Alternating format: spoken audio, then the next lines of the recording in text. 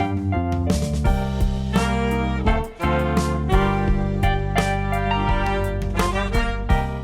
Rollie. What's up, Nicole?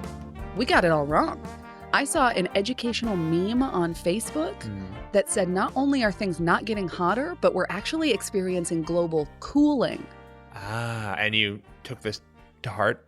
Super to heart. It's a meme. Oh, okay. Well, I actually have another educational meme in the form of a 1-hour podcast that says that's not the case.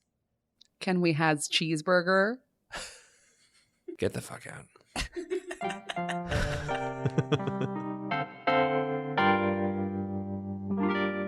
Global cooling, Nicole. Just off the top of your head, have you ever heard of global cooling before?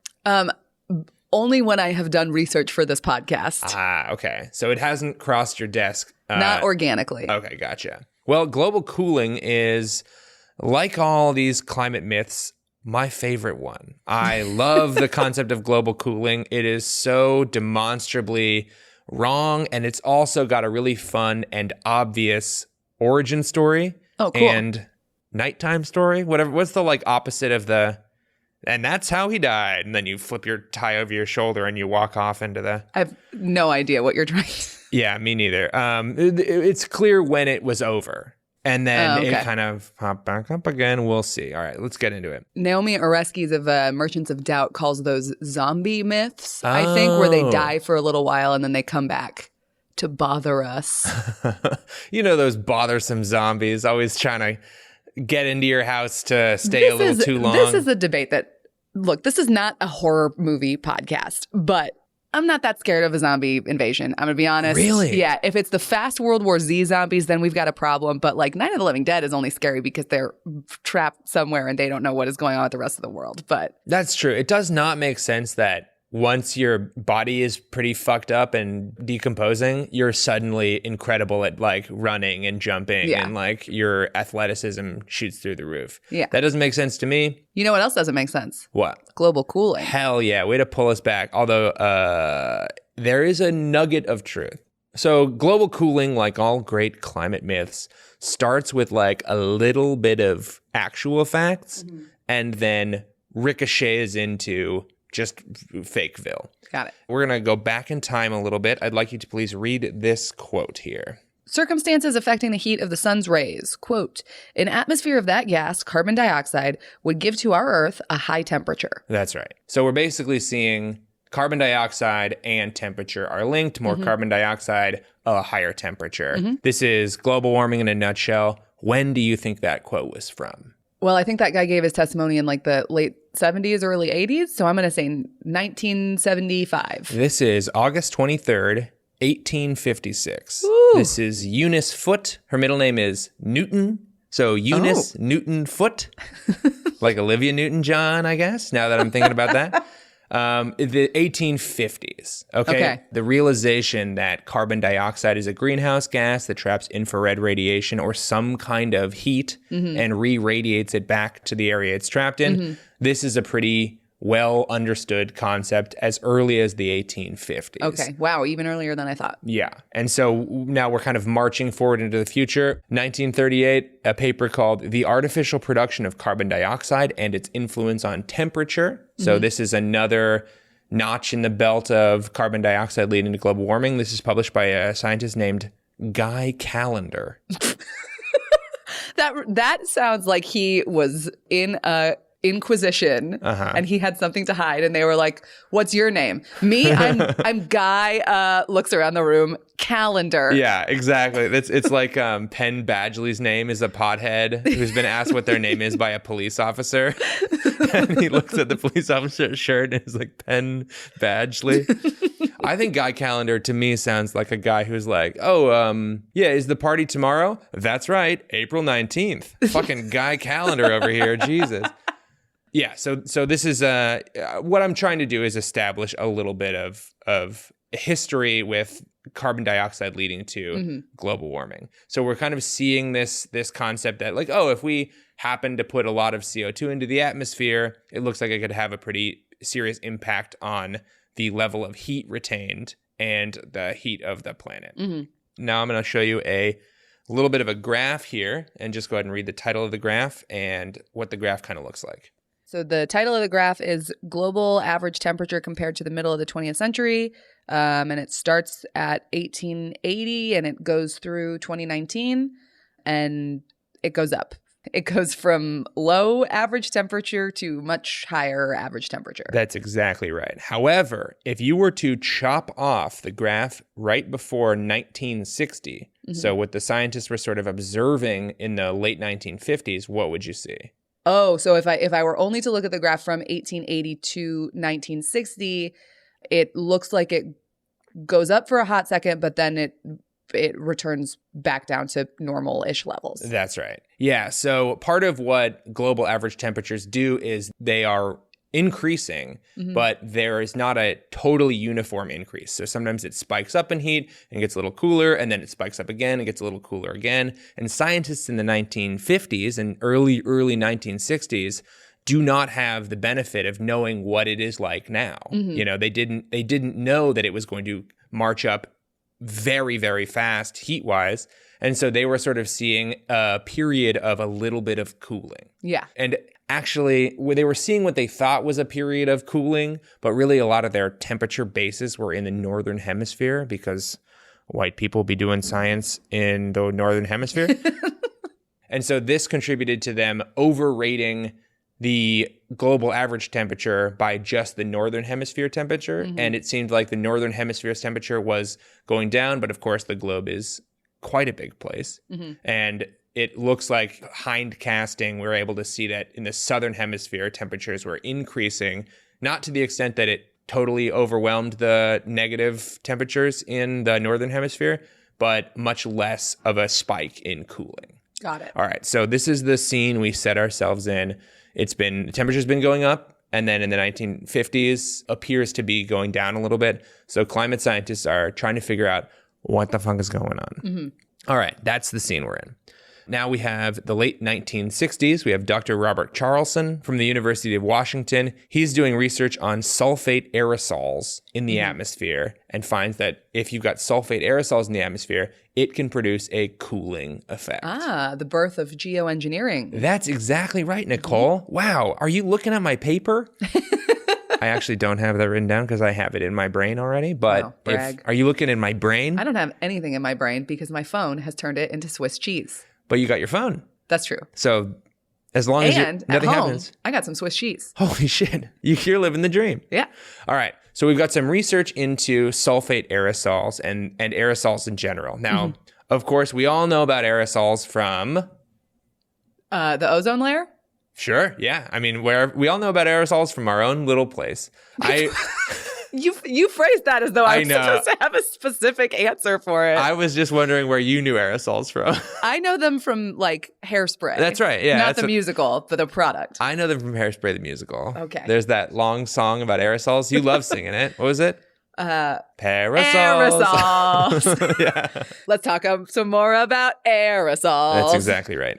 So sulfate aerosols can produce a cooling effect by reflecting the incoming radiation from the sun back out into space. So the basic science behind climate change is we get our energy from the sun. The sun's rays come into the earth. A certain percentage hits the earth and is absorbed. That energy is re-radiated as infrared radiation and escapes back out to space. If we put greenhouse gases into the atmosphere, they do not absorb the incoming sunlight because that's in the UV visible spectrum, but they do absorb the infrared radiation, what should be outgoing energy. So we are retaining heat, where it's like putting blankets around the earth. You retain your heat. Yeah. Sulfate aerosols are higher up in the atmosphere, and they're able to reflect incoming sunlight. So instead of the sunlight being able to come in and strike the earth, sulfate aerosols reflect it back before it's even absorbed. They produce a cooling effect. Got it. Greenhouse gases warm the earth. Sulfate aerosols cool the earth. Got it. Now, in the 1960s, it was not clear which one had a stronger effect. So we're putting out greenhouse gases, and we're also producing aerosols. Aerosols are also produced by volcanoes. Aerosols are also produced by desert dust. And we're also putting out methane and putting out CO2, which are greenhouse gases. So it's unclear which one is going to have a bigger effect in the 1960s. So aside from Hairspray, the musical, what are some examples of human aerosol emissions? Great question. So we get aerosols when we burn coal. So they're pollutants. Yeah. You get sulfate aerosols when you burn coal. Oh, aerosol is just a solution in the air? Yeah. Is that what it means? Aerosol is a blanket term for suspended particulate matter in the air. Okay. The technical definition is an aerosol is a suspension of fine solid particles or liquid droplets in air or other gas. Got it. Sulfate aerosols specifically do reflect the sun's incoming radiation. There are a lot of other aerosols that reflect. There's a thing called black carbon, and that also has an impact on the sun's radiation. There's a lot of different things that can be suspended. No matter how hard I try, I cannot suspend myself in the air. No matter how hard I try. You know who can? Who? Freaking Chris Angel Mind Freak. God, that guy is a crazy magician. Yeah. Here's the thing about Chris Angel. Okay. I one time saw him put himself through a wood chipper. What? And he was fine. Well, I mean, putting yourself through a wood chipper is a good way of aerosolizing yourself. Wow, that's true. God damn, Nicole. I'm on best in the biz at sticking the landing. All right, so we've got some people researching sulfates in the atmosphere and a lot of people researching carbon dioxide and sort of the classic global warming greenhouse gases. Where are we in the timeline right now? This is about the late 1960s, early 1970s. Okay.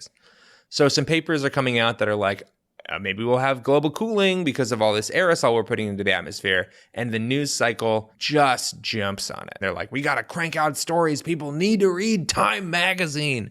Everybody loves Time Magazine. How did Time Magazine get popular? I really don't know. Waiting rooms? That's probably it. It's Time Magazine and highlights. I want Time Magazine to have the opposite cover can be like the front cover, but a little fucked up. And it's like, what's different? That's what I would like from Time Magazine. I didn't get that from Time Magazine. I got a different thing. In 1974, we get an article called Another Ice Age? ? And I'd like you to read this quote here. As they review the bizarre and unpredictable weather pattern of the past several years, a growing number of scientists are beginning to suspect that many seemingly contradictory meteorological fluctuations are actually part of a global climatic upheaval. However widely the weather varies from place to place and time to time, when meteorologists take an average of temperatures around the globe, they find that the atmosphere has been growing gradually cooler for the past 3 decades. The trend shows no indication of reversing. Thank you so much. So this is just a snippet of this article from Time Magazine. It goes on to cast doubt on the sentence it just said, but it said the sentence. I just would like to call your attention back to this part. A growing number of scientists are beginning to suspect, okay? A growing number of scientists from 0 to like 3 are beginning to suspect. So like what the sentence that like is supposed to be kind of a smoking gun is just littered with qualifications. Caveats, and it's Time Magazine put this article out. They didn't have a sense that it might cause some friction in modern society. A guy tried to get out by 5 that day. He jotted down some shit that he saw in like a popular science and got out of there. That, I think, was how this article came to pass. Now, similarly, we get stories in Newsweek in 1975. We get stories in a lot of local newspapers. It's just kind of a fun topic to write about. Even in the 70s, it was important to like have a catchy title, and then you could say whatever the fuck you wanted because people would like read the whole article. Sure, and even if they're not clicking on it, they're flipping through the index of the magazine. That's right. They need a little buzzy thing to put on the cover so that you buy the magazine at the airport or wherever. Yeah. Name one other place people bought magazines in the 70s. A magazine store. Yeah. Magazines are us. Yeah. Do you have last month's Newsweek? Nah. Now, because I love clips, I got a little clip for you from 1978. It features Leonard Nimoy. He was on a show called In Search Of. He was the narrator of this show.